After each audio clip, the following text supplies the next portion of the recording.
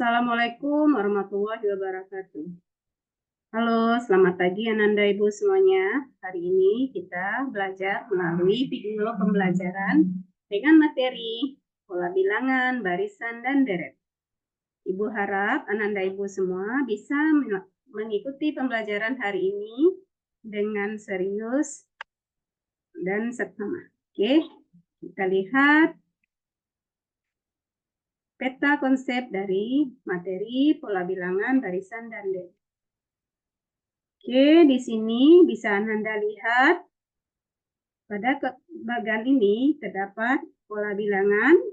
Itu Ibu tandai dengan nomor 1, kemudian ada nomor 2 dan nomor 3 serta nomor 4. Oke, bagian pertama ini materi pola bilangan.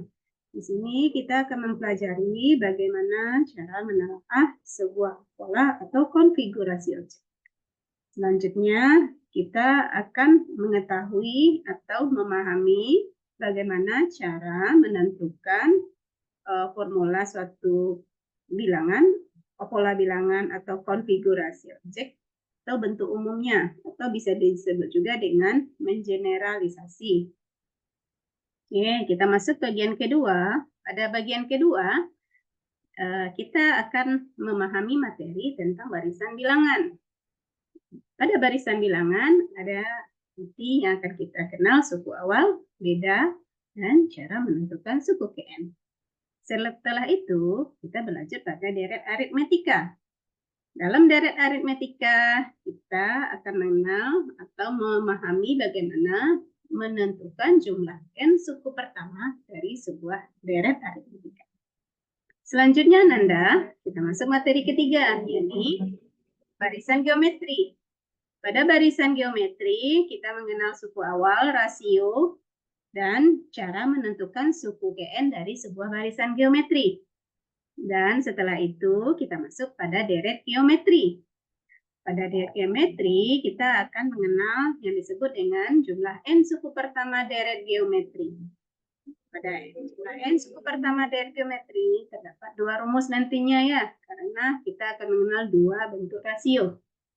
Dan pembelajaran keempat dari kesemua materi ini tentunya kita diharapkan nanti menyelesaikan soal-soal kontekstual terkait pola bilangan, barisan, dan deret. Oke, demikian untuk peta konsep. Kita masuk pembelajaran pertama. Adapun tujuan pembelajaran pada pola bilangan, yang pertama, mengenal pola bilangan di lingkungan sekitar. Ya, jadi kita akan memahami dan mengamati apa-apa saja yang bisa kita identifikasi membentuk sebuah pola atau konfigurasi objek.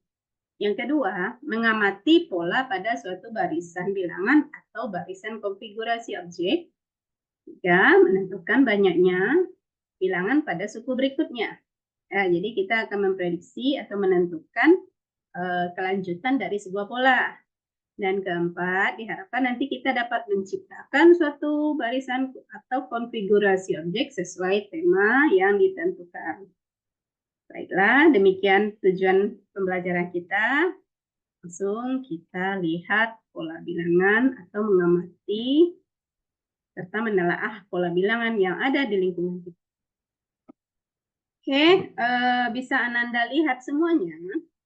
Ada yang kenal ini ya. Ini namanya adalah kalender ya. Jadi pada kalender ini ada penanggalan yang mana biasanya dimulai dari tanggal 1 hingga tanggal 31. Oke, namun ada juga kalender yang hanya sampai tanggal 30, 29 ya atau 28. Ya, jadi salah satu pola yang ada pada lingkungan kita adalah kalender ini. Coba Ananda lihat bagian yang Ibu beri tanda kotak. Ya, untuk tanggal-tanggalnya. Ada tanggal 1, 8, 15, 22, dan 29. Ya, jadi ini yang dalam tanda kotak ini adalah tanggal-tanggal pada hari Rabu. Oke, bisa diperhatikan tanggal 1 menjelang tanggal 8 itu berjarak 7 hari. Dari tanggal 8 menuju tanggal 15 itu juga berjarak 7 hari. Demikian juga selanjutnya ya. Jadi setiap minggunya itu berjarak 7 hari. Nah, jadi 7 hari itu disebut sebagai selisih atau beda dari urutan tanggal-tanggal ini. Nah, jadi ini merupakan salah satu contoh bentuk barisan bilangan atau pola bilangan yang ada di sekitar kita ya. Jadi pola sebenarnya sering kita temui di kehidupan sehari-hari, tapi banyak yang kita tidak hiraukan. Ya, jadi salah satunya adalah kalender ini, di mana tanggal dengan hari yang sama memiliki jarak yang sama, yakni berbeda 7 hari. Oke, jadi ini ya salah satu bentuk pola yang bisa kita amati.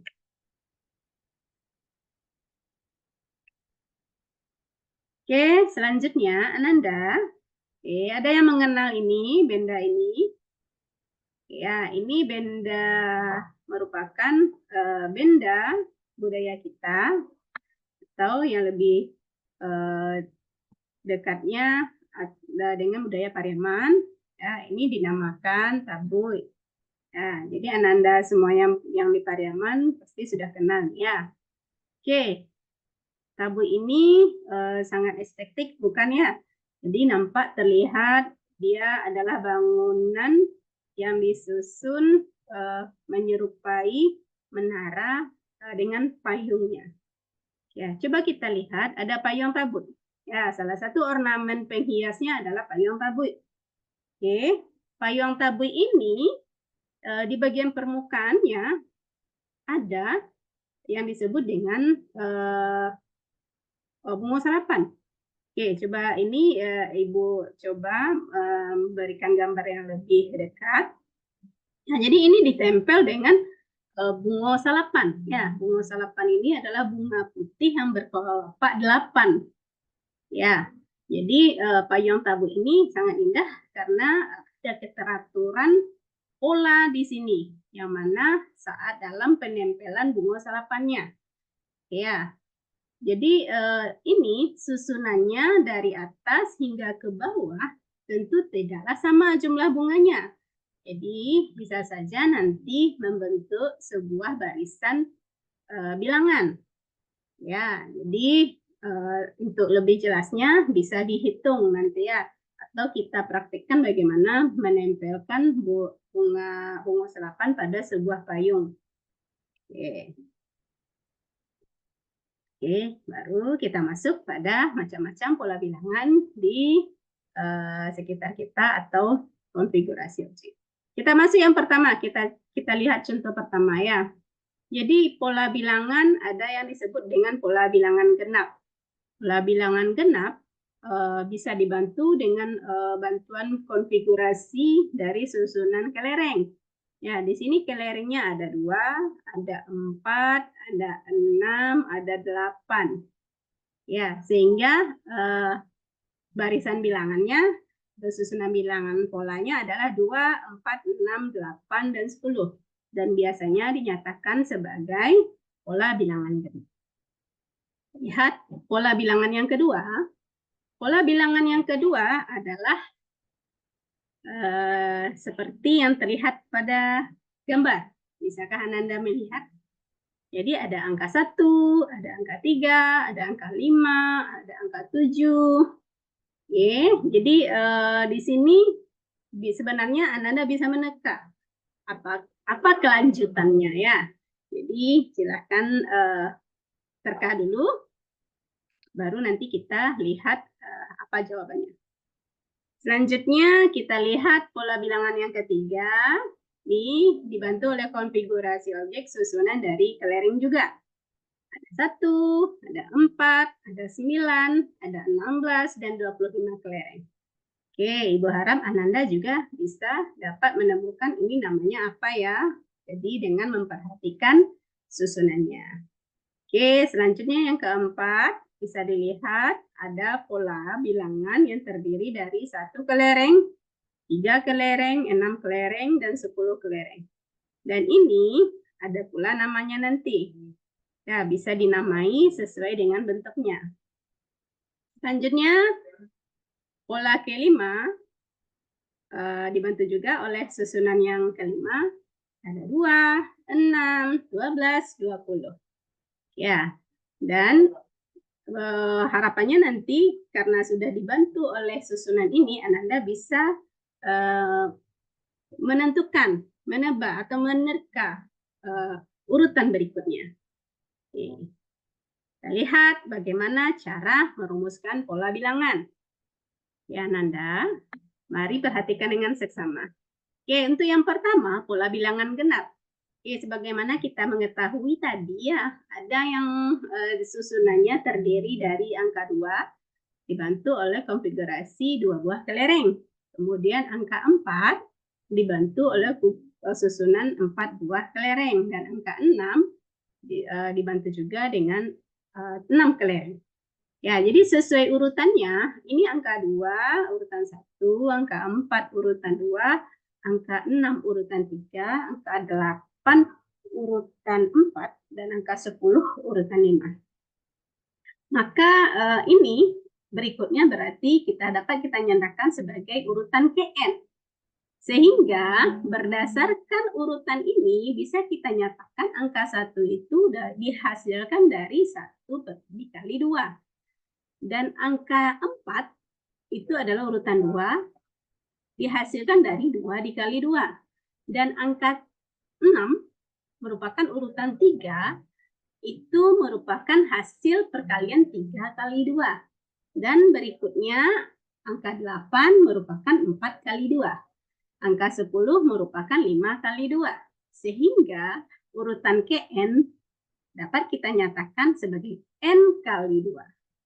Jadi pola bilangan genap adalah titik-titik ya. Jadi Anda bisa nyatakan sendiri apa sih pola bilangan genap.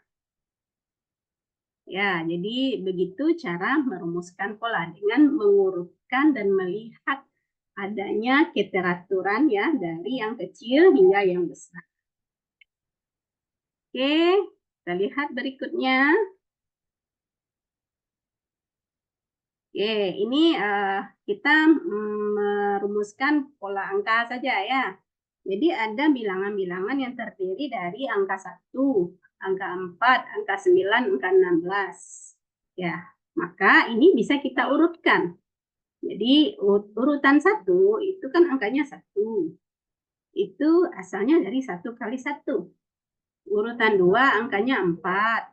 Itu asalnya dari 2 kali 2. Angka 3 urutannya 9. Maka bisa kita nyatakan hasil dari 3 kali 3. Dan urutan 4 itu adalah 16. Oke, jadi dari perkalian 4 kali 4. Sehingga kita nyatakan ketika urutan N diminta merupakan hasil dari perkalian urutan dengan urutannya. Atau disebut dengan N dikali N. Sehingga kita bisa nyatakan N kuadrat. Jadi pola umumnya adalah N sama dengan N kuadrat. Ya, jadi begitu cara merumuskan pola dari sebuah bilangan, barisan bilangan. Ya. Selanjutnya kita masuk pembelajaran kedua, yakni barisan dan deret aritmetika. Adapun tujuan pembelajarannya yang pertama adalah memahami barisan aritmetika. Ya, jadi barisan aritmetika itu seperti apa? Ya, apa ciri-cirinya? Ya. Kemudian yang kedua, menentukan unsur KN dari suatu barisan aritmetika. Oke, yang ketiga, memahami apa itu deret aritmetika. Jadi yang tadi barisan, kita masuk ke deret. Dan keempat, menentukan jumlah N suku pertama dari sebuah deret aritmetika. Oke, Ibu mohon Anda bisa mengikutinya. Ya, kita lihat apa itu barisan aritmetika. Barisan aritmetika adalah barisan bilangan yang selisih antara dua suku yang berurutan sama atau tetap. Ya, jadi kita tandai di sini adalah adalah barisan bilangan yang selisih antara dua suku yang berurutan selalu tetap. Jadi yang berdekatan ya. Jadi misalnya U1 dengan U2 atau U2 dengan U3 atau U4 dengan U5 itu bedanya selalu tetap. Ya, kita contohkan A. Contohnya 3, 8, 13, 15. Ya, jadi cara mencari selisihnya bagaimana? Ya, kita kurangkan urutan kedua dengan urutan ke-1. Jadi 8 dikurang 3. Itu hasilnya adalah 5 ya. Demikian. Jadi urutan berikutnya juga begitu. 13 kurang 8 itu hasilnya juga 5. Dan 18 kurang 13 itu hasilnya juga 5. Jadi bedanya tetap dinyatakan sebagai bedanya adalah 5. Contoh B kita lihat 10, 7, 4, dan 1. Dan seterusnya ya. Jadi ini selisihnya bagaimana mencarinya. Jadi tetap kita pakai cara menentukan selisih itu atau beda adalah U2 dikurang U1 atau UN dikurang UN kurang 1. Ya, ini ada rumus di sini bisa kita terapkan untuk mencari beda. Sehingga didapatlah bahwa bedanya adalah negatif 3. Kita lihat yang C, 2, 4, 6, 8. Sebagaimana kita nyatakan tadi rumusnya adalah B sama dengan UN dikurang UN kurang 1. Ya, jadi di sini selisihnya bisa kita cari dengan mengurangkan dua suku yang berdekatan. Jadi 4 dikurang 2 itu akan sama hasilnya 6 dikurang 4 dan akan sama hasilnya dengan 8 kurang 6. Itu sama dengan 2.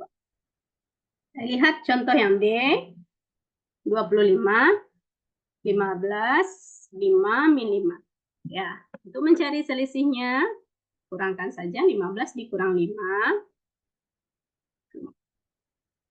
Kemudian 5 dikurang 15 atau min 5 dikurang 5. Jadi selisihnya adalah min 10. Ya, jadi selisih dua suku yang berurutan disebut beda. Ya, jika kemudian kita lihat jika suku pertama itu disebut A. Ya, jadi kita tetap diberikan ketetapan bahwa suku pertama atau U1 dinyatakan sebagai A. Kemudian beda kita nyatakan sebagai B. Maka barisan aritmetika itu dapat dituliskan seperti berikut. Jadi U1 itu A ya. Kemudian U2 adalah U1 ditambah B atau urutan pertama ditambah beda. 1 beda. U3 itu adalah hasil dari suku pertama tadi ditambah dengan 2 kali selisih atau 2 kali beda. Bisa dinyatakan U3 A tambah 2B. Selanjutnya U4 kita lihat itu adalah hasil dari A ditambah 3B. Ya, 3 kali selisihnya. Jadi U4 A tambah 3B. Maka ketika kita menentukan urutan Kn dari sebuah barisan aritmetika, itu adalah penjumlahan dari suku pertama ditambah N dikurang 1 dikali beda. Ya, jadi dapat kita satu rumusan bahwa urutan Kn dari sebuah barisan aritmetika atau suku Kn dari sebuah barisan aritmetika adalah hasil dari penjumlahan suku pertama ditambah N kurang 1 dikali beda. Ya, seperti rumus yang Ibu paparkan pada layar ini. Oke, jadi UN suku Kn, A suku pertama, dan B adalah selisih atau beda. Oke, jadi inilah cara menentukan suku Kn dari sebuah barisan aritmetika. Jadi UN sama dengan A ditambah N dikurang 1 dikali B. Nah, jadi suku pertama ditambah N dikurang 1 dikali B. Oke, selanjutnya kita masuk deret aritmetika. Deret aritmetika adalah jumlah dari seluruh suku-suku. Ya, jadi perlu digarisbawahi jumlah ya, ada jumlah dari seluruh suku-suku pada barisan aritmetika. Jadi kalau barisan aritmetika tadi kita mengetahui bahwa U1, U2, U3, U4, sehingga ke N. Ya, jadi kalau deret itu U1 ditambah U2 ditambah U3 hingga ditambah ke U yang ditentukan. Ya, jadi kita harus menentukan sampai ke berapanya. Jadi jumlah ini dilambangkan dengan SN. Ya, SN adalah penjumlahan dari suku-suku barisan aritmetika. Oke, kita lihat bagaimana menentukan SN. SN adalah setengah N dikali A tambah UN. Ya, jadi ditegaskan kembali, SN adalah setengah N dikali A tambah UN. Sebagaimana kita mengetahui, UN adalah A tambah N dikurang 1 dikali beda. Bagaimana kita menentukan suku KN pada barisan aritmetika. Ketika kita substitusikan, maka rumus yang didapatkan adalah SN sama dengan setengah N dikali 2A tambah N dikurang 1 dikali beda.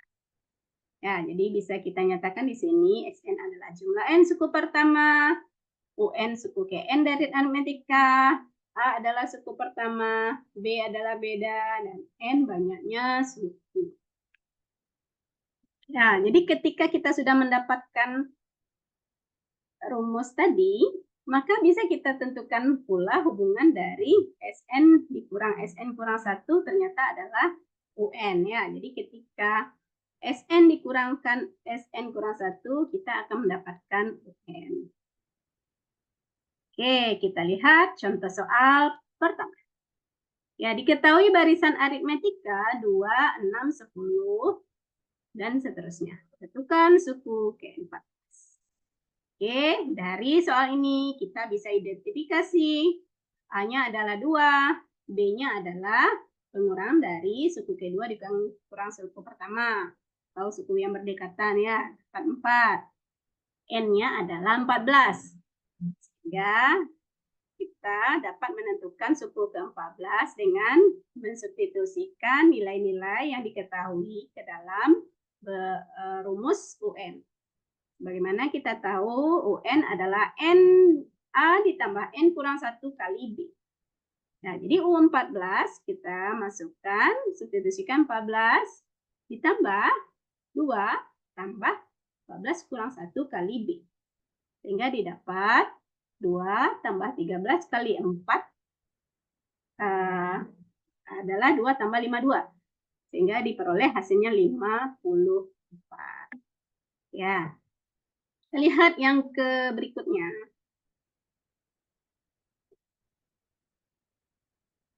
Ya, jadi di sini bisa Anda Ibu lihat prosesnya. Kita substitusikan nilai-nilai yang telah diidentifikasi tersebut dan dimasukkan ke dalam rumus suku K.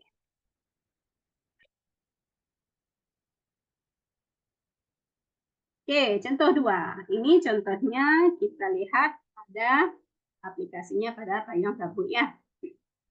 Jadi sebuah payung tabuh memiliki susunan bunga seperti gambar di bawah. Setiap payung tabuh memiliki 10 barisan bunga. Berapakah total bunga yang harus disiapkan untuk membuat 4 payung tabuh? Oke, perlu digarisbawahi di sini ada urutannya 10 barisan bunga. Jadi bisa kita identifikasi N-nya adalah 10.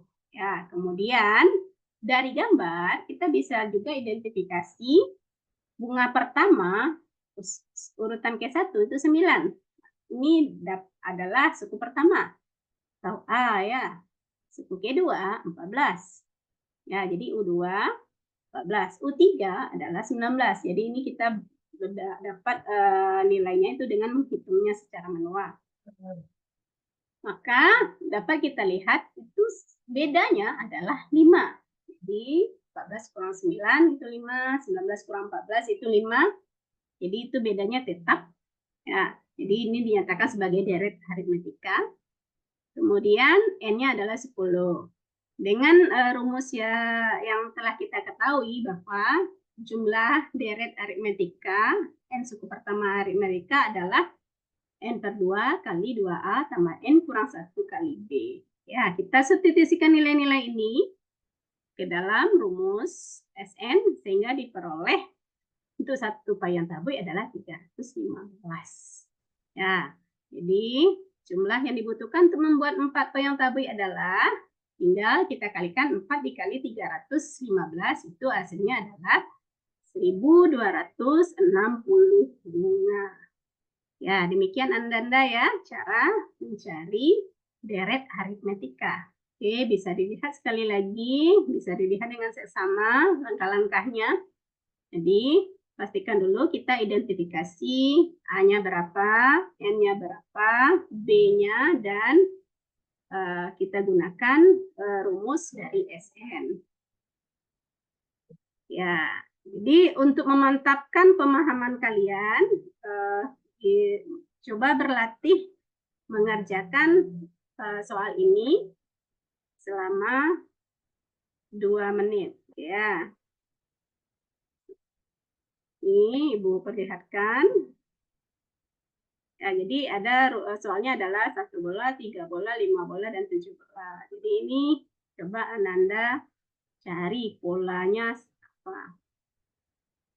Oke, 2 menit berlatihnya.